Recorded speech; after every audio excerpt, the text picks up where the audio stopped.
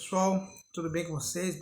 Bom dia, boa tarde, boa noite para quem assiste em qualquer horário.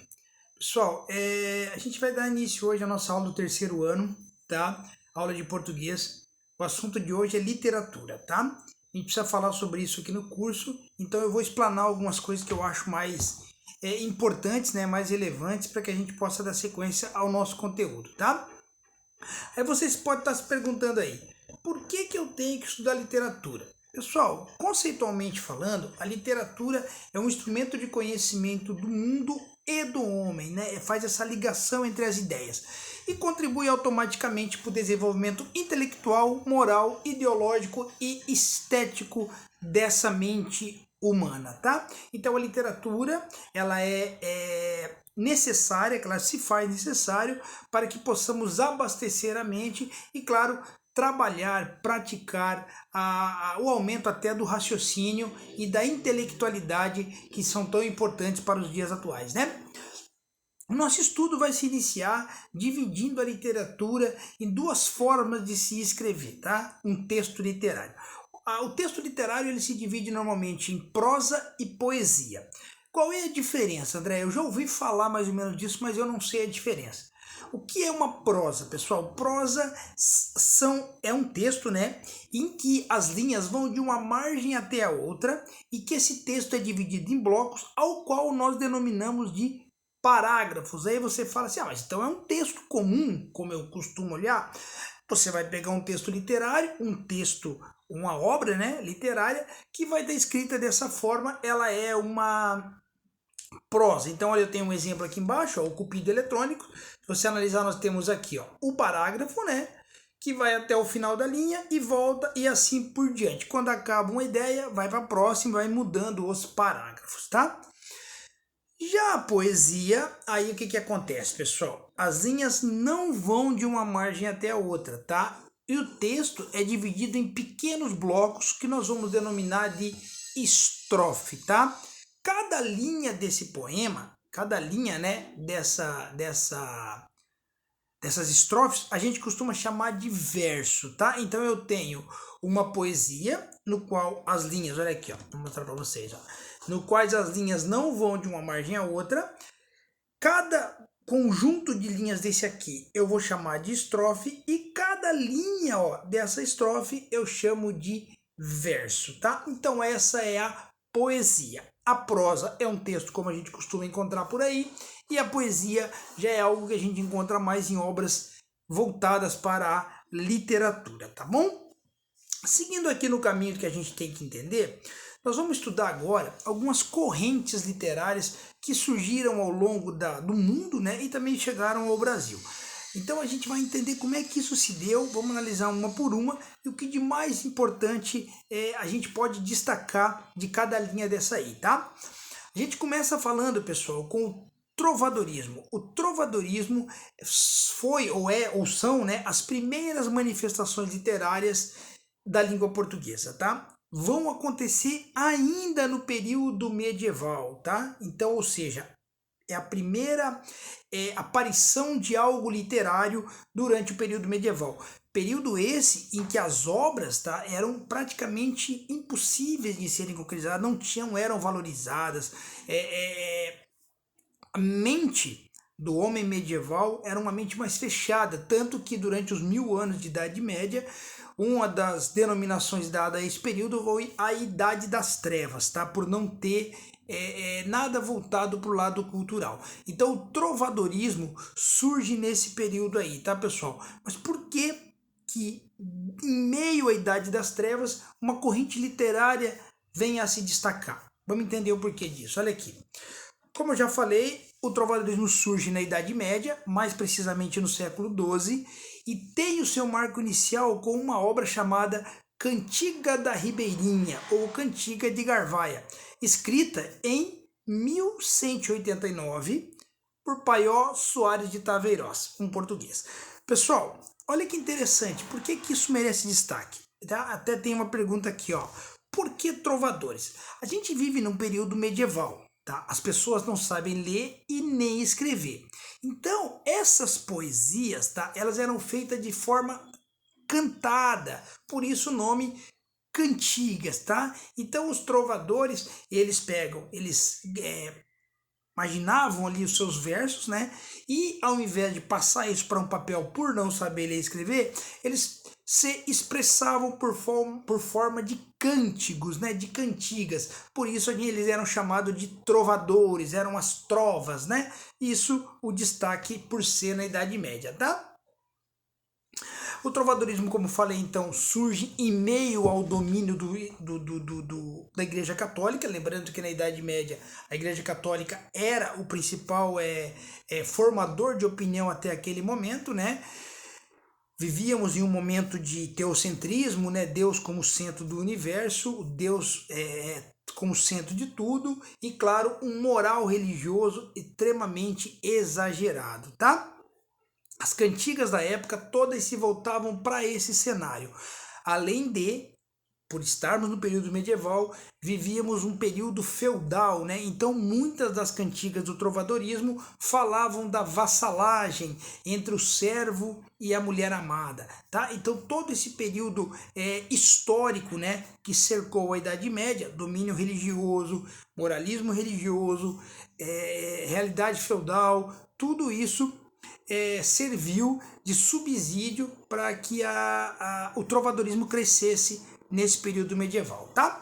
Aqui embaixo nós temos, se você quiser olhar depois no seu material com mais calma, a primeira obra, né, que é a Cantiga da Garvaia, como era feita, como era falada. É até interessante porque tem aqui algumas palavras que não fazem parte do nosso vocabulário, mas que para a época era utilizada, tá? Passado o trovadorismo, o mundo evolui. Percebam que tudo que eu vou falar aqui, pessoal, tem uma ponte histórica, tá? Você vai perceber.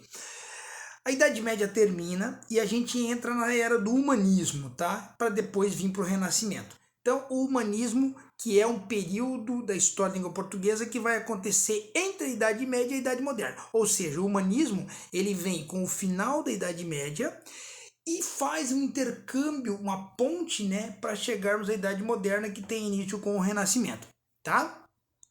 Por que o nome dessa corrente é chamada de humanismo? Porque com o fim dessa visão mais teocêntrica ali, né, da Idade Média, a visão antropocêntrica começa a surgir, ou seja, o homem começa a ter um pouco mais de valor. E os dogmatismo religioso tão aflorado na Idade Média começa a dar lugar para uma visão mais racional, tá, pessoal? Então o humanismo se destaca nesse período, tá? Logo depois do humanismo, a gente já chega no Renascimento e a gente vem para uma corrente literária chamada de classicismo, pessoal, que é uma corrente literária que aflora exatamente na Itália, já no período do Renascimento, já na Idade Moderna, tá? O classicismo vai trabalhar com temas vigentes daquele momento, como o antropocentrismo, o homem como centro das discussões, o racionalismo, a fuga do dogmatismo para a razão, o paganismo, né? As pessoas que não acreditavam mais naquela questão muito religiosa que era imposta no passado. E, claro, o surgimento do universalismo a partir das grandes navegações. Com a corrente do classicismo sendo levada mais à frente, como os pensadores classicistas começavam a ter um pouco mais de liberdade para expor as suas obras, o fato do homem ter descoberto grandes horizontes, né? Ou seja, ter rompido fronteiras, ter conquistado grande parte do mundo, serviu sim de combustível para que o classicismo se destacasse nesse período. Então, nós vamos destacar desde a Idade Média com o trovadorismo, passando para essa transição entre Idade Média e Idade Moderna, o humanismo e, claro, o destaque do classicismo, tá? Já na Idade Moderna, né? Com um destaque muito importante para Portugal, né? Que tinha grandes pensadores, exatamente por Portugal ter sido um importante país, né, nessa questão das grandes navegações. Mas com tudo isso acontecendo na Europa, o Brasil já conquistado, né? Claro que alguns séculos depois que a literatura chega aqui, ela vem ao Brasil. E aí a gente vai ter, claro, as correntes literárias, tá? Que vão fazer parte da nossa história. Aí você me pergunta, mas André, Só tivemos literatura aqui então, depois que chegou a visão mais moderna? Não. Nosso primeiro obra literária em solo brasileiro acontece ainda na época do descobrimento, tá? O classicismo estava aflorando na Europa. Portugal, navegando em busca de novos territórios, em 1500 chegam ao Brasil, tá? E o nosso querido Pedro Álvares Cabral traz em sua tripulação um rapaz, né, um jovem, um senhor chamado Pero Vaz de Caminha, que era o seu escritor, a pessoa que escrevia para Cabral. Pero Vaz de Caminha, então, escreve uma carta já em solo brasileiro, contando como era a vida aqui. Essa carta, pessoal, é considerada a primeira obra literária em solo brasileiro, tá? É considerada uma leitura de informação, só que, lógico, depois, tá, os jesuítas, né, acabaram incluindo como literatura, tá? A princípio era como se fosse uma reportagem jornalística do Caminha, explicando como estavam as coisas aqui, mas depois, claro, vai se tornar uma obra literária. Então, nosso primeiro sinal, né, de literatura em solo brasileiro se deu com o Caminha em 1500, tá? Depois, o Brasil começa a destilar correntes filosóficas por sua região. A primeira de grande importância em nossa região, nosso solo, né, é o Barroco, pessoal, que chega em 1601 no Brasil com a obra Prosopopeia do autor Bento Teixeira Pinto, tá? A obra Prosopopeia e as obras do Barroco tinham como característica a oposição de palavras: matéria, espírito, céu, terra, Deus e diabo. A oposição, tá, estava presente nas obras do Barroco, tá? O poeta do Barroco, o escritor barroco, ele sempre vai se destacar para o exagero e a grandiosidade das figuras de linguagem para se escrever as suas obras, tá? Lembrando também que o Barroco tinha um cunho religioso muito intenso, então existia uma destaque muito grande para as questões religiosas nas obras do Barroco, tá? Passado o Barroco, o Brasil recebe o arcadismo, pessoal, já em 1768, com a obra de Cláudio Manuel da Costa, denominada Obras Poéticas, tá? O arcadismo é uma corrente nova, né, com base no classicismo. Então é denominada de neoclassicismo. Por quê? Porque busca resgatar, já num ano bem mais recente, ideias renascentistas lá da Itália pós-Idade Média, né? Então o arcadismo tem essa característica, por isso recebe a alcunha de neoclassicismo, tá? Destaque nas obras do arcadismo para uma forte presença da mitologia num texto mais arcádio, ou seja, mais antigo, e também obras que tinham temas mais voltados para a razão e para o bucolismo, pessoal. O bucolismo nada mais é que obras ou ideias voltadas para uma fuga da vida urbana para uma vida mais campestre, mais pastoril. Então esse conjunto de ideias eram visíveis numa obra do arcadismo, tá? Que mais para frente, já em 1836, dará lugar ao romantismo, pessoal. Romantismo que vai iniciar em 1836 com uma obra do Gonçalves de Magalhães denominada Suspiros Poéticos e Saudades. Destacaremos o que do romantismo? Subjetividade, ou seja, os textos sempre escritos em primeira pessoa, tá? Ou seja, eu é que escrevo, eu falo na minha versão, em primeira pessoa. Observamos no romantismo também um nacionalismo extenso, um nacionalismo de grande proporção, uma cultura indianista e um culto à natureza. Ou seja, os autores brasileiros que abraçaram o romantismo tinham como característica em suas obras cultuar a nação, cultuar a visão indígena e cultuar a natureza. Além do mais, eram extremamente saudosistas e, claro, cultuavam em algumas obras até a morte. Então o romantismo traz essa visão. Isso mudou, André? Não, não mudou. Se você pegar atualmente uma obra romântica, você vai perceber que tem sim algumas características dessas três que eu acabei de citar dentro das obras românticas até hoje, tá? Destaque, claro, para o Manuel Antônio de Almeida, José de Alencar e Visconde de Taunay, né? Passado o romantismo, aqui, ó, aqui tem um textinho bem legal, pessoal, do Gonçalves Dias. Minha terra tem palmeiras onde canta o sabiá. As aves que aqui gorjeiam não gorjeiam como lá.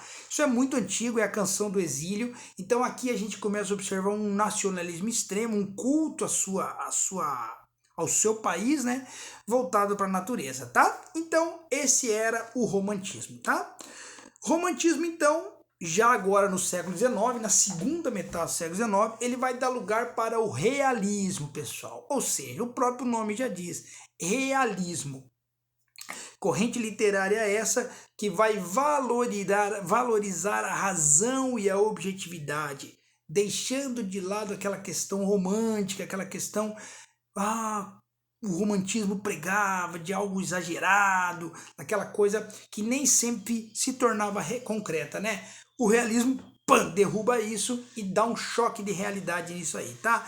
O realismo, então, vai começar a retratar o que em suas obras? Personagens reais, enredo real e a vida humana, tá? Aspectos da vida diária e principalmente as injustiças sociais provocadas naquele Brasil do século XIX, tá? Então esse é o realismo, como o meu nome diz, algo real, algo concreto, tá? E pós-realismo a gente vem para o parzianismo, pessoal, que chega já no finalzinho do século XIX, tendo obras voltadas mais para o belo, para a arte, para as formas, tá? O parzianismo era algo muito próximo do romantismo, tá? Destacando muito essa visão bela, essa visão da arte e impondo-se pela forma com que as obras eram escritas, tá? Eram tão fora um pouco da realidade que foram chamados de uma literatura alienada, pois absteram-se de retratar em suas obras os problemas sociais da época. Viram como eles vieram depois do realismo? O realismo era responsável por retratar esses problemas. O parzianismo não. Eles queriam fugir disso, tá? Queriam criar uma literatura que quem se apoderasse dela esquecesse um pouco aquilo que o realismo pregava, tá? Por isso receberam essa denominação de literatura alienada, tá? É bem muito que a gente vive atualmente hoje, né? E como última corrente filosófica destacada no Brasil, a última não, desculpa, tem mais algumas aqui para baixo, desculpa. Temos o simbolismo, tá? Que os poetas usavam uma linguagem abstrata, sugestiva, religiosidade extrema, misticismo, entendeu? E principalmente no simbolismo tentavam destacar os mistérios da morte e dos sonhos, tá? Uma linguagem assim que tinha um público muito restrito para essa, tá? Chegamos então, pessoal, a 1900, né? 1900, século 20, né? Momento de transição, pré-modernismo, tá? Em 1902, obras como Canaã, de Graça Aranha, e Os Sertões, que é muito famosa, do Euclides da Cunha, vão dar início a uma nova corrente filosófica que vai alterar a forma de se fazer literatura no Brasil, que é o modernismo, tá? Então o pré-modernismo vem com essas duas obras abrir o caminho para o modernismo, tá? Que nasce no Brasil, claro, pautado, né, por vanguardas europeias, né? E tem como principal destaque a Semana da Arte Moderna, aonde, pessoal, os autores, né, começam a expor as suas obras, tá? Isso acontece no dia 13, 15 e 17 de fevereiro, no Teatro Municipal de São Paulo, em 1922, tá? Portanto, fevereiro de 1922 é considerado o marco histórico do modernismo no Brasil, tá? Esse modernismo se divide em 3 fases aqui, ó. Primeira fase, de 22 a 30, terceira fase de 30 a 45 a segunda fase, e a terceira fase de 45 a 75. Em cada fase, o modernismo muda a sua maneira de fazer a literatura, tá? Chegamos então ao concretismo, pessoal. Ó, movimento agora já fugindo um pouco da literatura e chegando nas artes plásticas, nas músicas e também na poesia, né? Surge na Europa em 1950, mas vai se destacar no Brasil em 1956, também no Museu de Arte Moderna de São Paulo, com a Exposição Nacional da Arte Concreta, onde foram expostas obras que tinham como objetivo destacar essa nova corrente denominada de concretismo, tá? Ainda destacamos aí, vamos ver o que mais, e é isso, pessoal, olha aí, ó, terminamos as correntes literárias brasileiras, tá? Espero que eu tenha sido claro que é um assunto complexo, a gente teria de repente assunto para falar por bem mais tempo, né? Mas infelizmente não temos esse tempo.